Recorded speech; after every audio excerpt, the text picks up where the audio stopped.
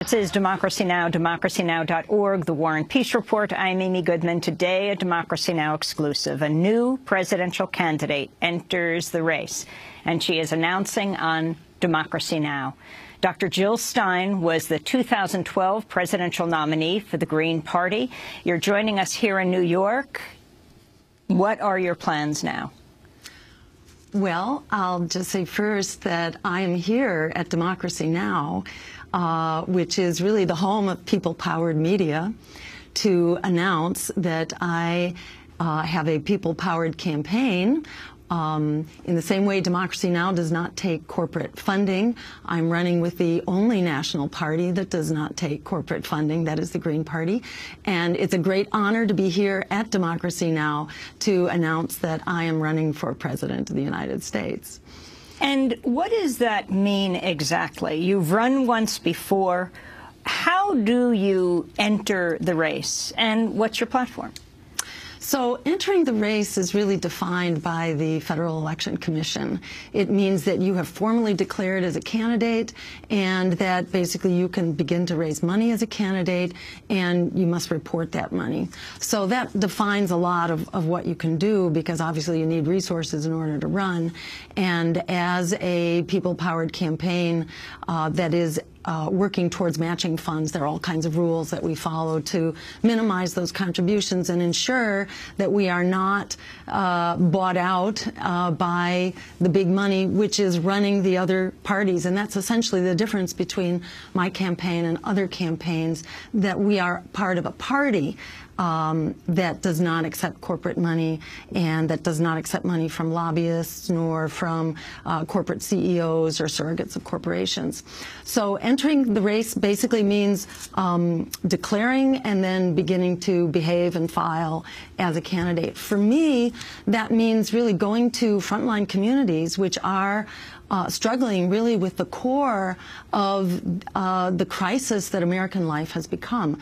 We've been told we're in a recovery, but actually we're in an emergency. Economic, social, racial, as so clear in the incredibly moving coverage that you've been providing of the events in Charlotte. We are in a crisis. And in Charleston. I'm sorry, in Charleston.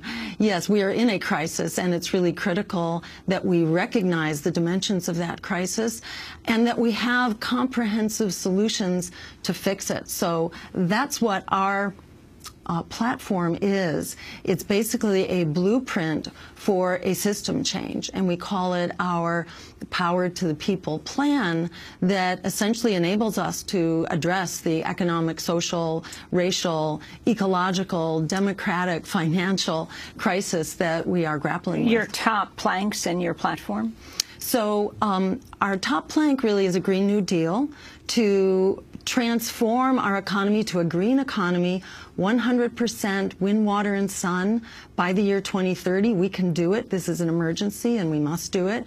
But to use that as an opportunity to put America back to work, to renew our infrastructure, and to basically assure that everyone has a job. That's another key plank of our Power to the People plan, that it ensures economic rights for everyone, the right to a job, the right to complete health care through a Medicare for All, improved Medicare for All plan, that we ensure the right to quality education from preschool through college, and that includes free public higher education and abolishing student debt.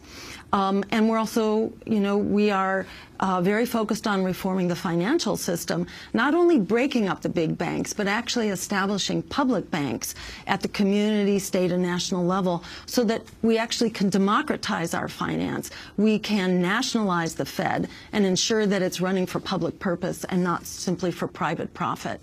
To provide a welcoming path to citizenship for immigrants, and to restore our civil liberties. Our foreign policy platform is very important.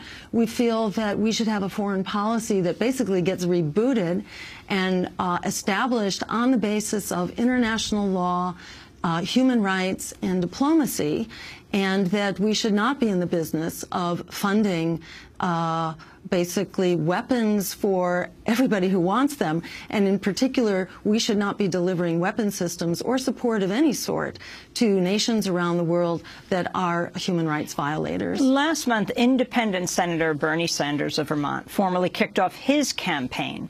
He is running for the Democratic presidential nomination. Addressing his home state of Vermont, Sanders vowed to tackle income inequality and the political power of the 1%. I am proud to announce my candidacy for President of the United States of America. Today, with your support and the support of millions of people throughout our country, we begin a political revolution to transform our country economically, politically, socially, and environmentally.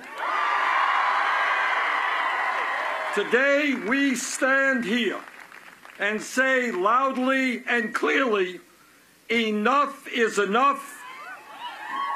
This great nation and its government belong to all of the people and not to a handful of billionaires.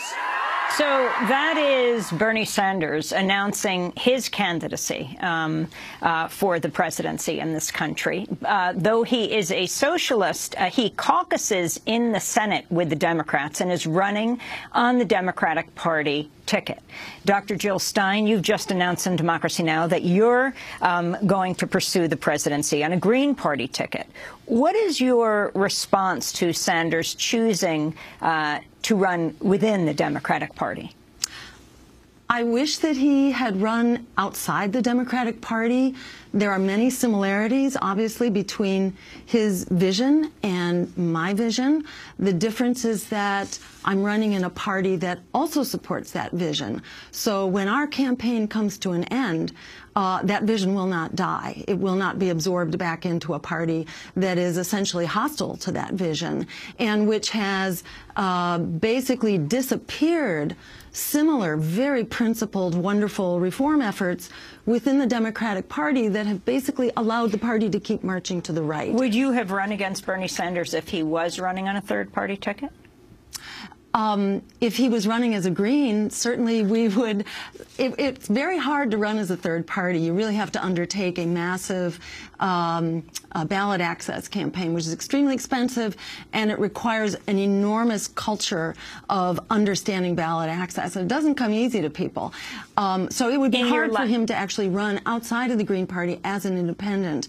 If we were both running as Greens, you know, we would have probably been in a Green primary, which would have been wonderful. How many states were you on the ballot the last time you ran for president? It was approximately 37 states, but it covered about 82 to 85% of American voters.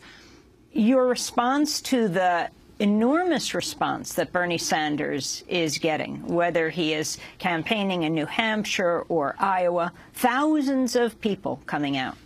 It's wonderful, and I wish him well. I wish him the best. The difference is that my campaign will be there in the general. And Bernie has already announced that if he does not make it, and in the Democratic Party, we've seen wonderful efforts, Jesse Jackson, Dennis Kucinich, Al Sharpton, who had extremely vigorous, spirited, visionary campaigns. It's very hard to beat the system inside of the Democratic Party. And, you know, when those efforts ended, that was the end. Ours will keep going, and it will continue into the general election. And when it's over, we're building a party that's not going away. How do you differ most, both from Bernie Sanders and from Hillary Clinton? You know, certainly I have more in common with Bernie Sanders than differences. I think if you had to look for differences, you'd find them in foreign policy, where my campaign is perhaps more critical, I would say definitely more critical, of funding for regimes like that of the Netanyahu government, which are clearly war criminals. You know, so we would not be funding the, you know, the weapons used in the massacre on Gaza. And I think also we put a very specific plan in order to solve the climate crisis, and that means 100% clean renewable energy by 2030. Perhaps Bernie will come to that. I haven't seen that in his policies yet. These are, you know, small, big. I mean, foreign policy, I think, is big. It tends to be one issue among many, but it is the majority of our discretionary expenditures, and it's really inseparable from all the other critical issues that we're trying to solve. From Hillary Clinton, you know, I'd say Hillary has a track record, and while she may be, you know, advised now by some 100 public relations experts who are helping her pitch, you know, to the fury. How many are helping you? How many public relations experts? I'd say I have one insurgent public relations person. But your main differences with Hillary Clinton? With Hillary, you know, I think across the board, you know, Hillary is the Walmart candidate, though she may change her tune a little bit. You know, she's been a member of the Walmart board, you know, on jobs, on trade, on health care, on banks, on foreign policy. It's hard to find where we are similar. We only have a bit more than a minute. You are launching your campaign for the presidency of the United States at the same time that you have launched a lawsuit. Explain. Yes. You may remember, Amy, because your cameras were there, in 2012, I was arrested along with my running mate at one of the debates simply for showing up, you know, to listen. I was arrested and at the presidential debate. At the presidential debate, and sent to a dark site surrounded by 16 Secret Service and police, handcuffed tightly to metal chairs for about 8 hours. Until the crowds had gone home. They were that afraid that word would get out that people actually have a choice that reflects their deeply held beliefs and values. So it's very exciting now that I'm a part, actually, of 2 cases through the Green Party or as my campaign. 2 cases, one of which is being filed today, the so-called level the field case, against the Commission on Presidential Debates and also the Federal Election Commission for overseeing them, basically for violating federal election law. People think that this is a public service institution. It's not. It is a private corporation run by the Democratic and Republican parties. When they began to take control of the debates, which are basically rigged so that only their candidates can be in it, the League of Women Voters quit, saying this was a fraud being committed on the American public and they would have no part of it. It's an outrage that that fraud has been allowed to continue for, you know, for decades. And it was so wonderful when Democracy Now! Showed the world what an open debate looks like and how exciting and engaging that is, and empowering to voters. Voters deserve to know, we deserve to have open debates to empower voters to make the choices that we deserve. And we will link to that lawsuit at democracynow.org. Dr. Jill Stein announcing her 2016 presidential candidacy for the Green Party on Democracy Now! She has run once before. That does it for our show. I'm Amy